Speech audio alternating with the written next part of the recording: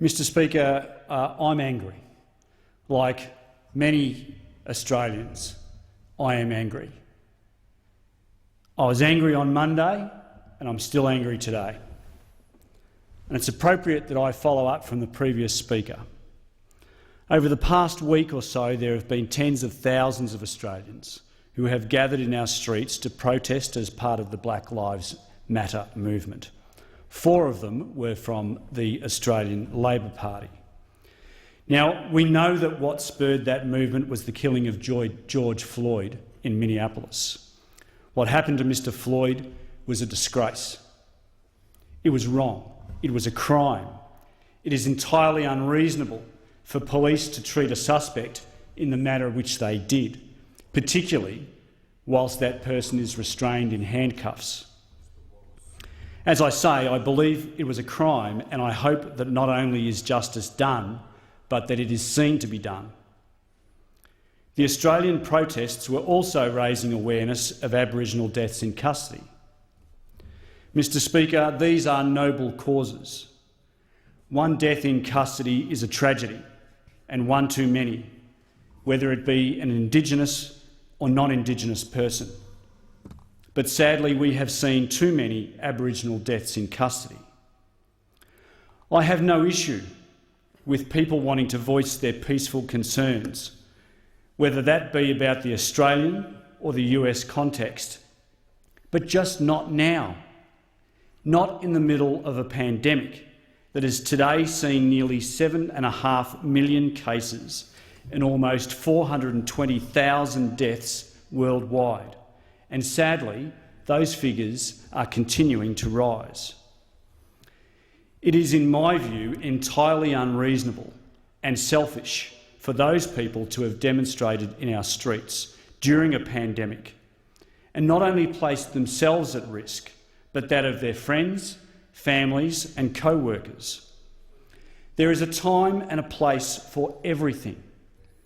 This is neither the time nor the place to be holding mass demonstrations of 30,000 people in King George Square in Brisbane or in Melbourne or Sydney or anywhere else. One of the fundamental tenets of our justice system is that no one person is above the law. The law applies equally to all Australians. Or to put it in the vernacular, what's good for the goose is good for the gander. Most of us understand this. The vast bulk of Australians have been doing the right thing now for several months. They've been doing their bit to help flatten the curve and defeat the coronavirus, and we've been doing that so successfully. Millions of Australians have sacrificed a great deal for the greater good. We have in some cases shut down businesses and entire industries. Hundreds of thousands of people have joined the unemployment lines, supported by JobKeeper and JobSeeker. Businesses have failed, and sadly more will fail in the weeks and months ahead. People have, with enormous anguish, not been able to say their goodbyes to loved ones who have passed. Weddings have been cancelled, long-awaited holidays have been postponed or cancelled altogether. The tourism, retail and construction sectors, which are so important to the Sunshine Coast economy and many other economies throughout our country, are on their knees. By government edict, places of worship have been closed to the public. As a nation, we've found a new way to commemorate our most precious of days, Anzac Day.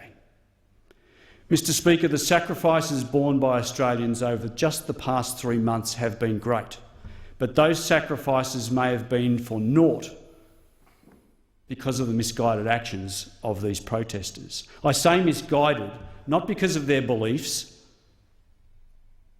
but because of the way they have trashed the sacrifices of millions of Australians who have worked so assiduously to do the right thing at such great cost to the public purse. Mr Speaker, we learned just yesterday that at least one of the protesters has tested positive for coronavirus. I hope and I pray that that is the only one. For those who are considering to take part in another demonstration over the next few days, I plead with you, please don't. Please respect your fellow Australians and the sacrifices that we have all made Two wrongs don't make a right. Please do what is right for your fellow Australians.